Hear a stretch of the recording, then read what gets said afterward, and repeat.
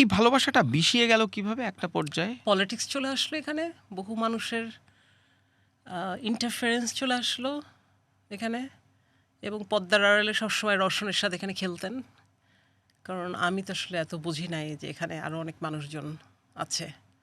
এটা হয়তো আমার ভুল, বা আমার উচিত হয় নাই, বা আমার সাথে হয়তো ওনার এটা ক্লিয়ার করা উচিত ছিল, যেটা আমি হয়তো করতে পারি নাই, বা আমি ওভারলুক করেছি, বা আমি মনে করছি উনি তো ওনার ওয়াইফের সাথে এটা ক্লিয়ার করেই এসেছেন।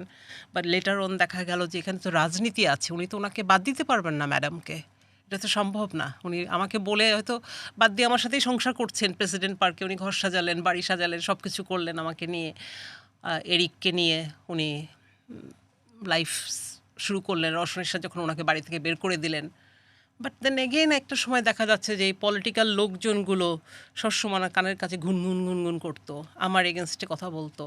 তারা আমাকে আসলে একসেপ্ট করতে পারে নাই। যে স্বাভাবিক, আমি একটা অল্প বয়সী একটা মেয়ে, 30 বছরের একটা মেয়ে, একজন প্রেসিডেন্ট, 70 বছরের একজন প্রেসিডেন্টকে আমি অ্যাডভাইস করছি, আমি যেটা বলছি উনি সেটা করছেন, তাকে নিয়ে আমি হয়তো গাড়ি চালাই, তাকে নিয়ে ঘুরছি।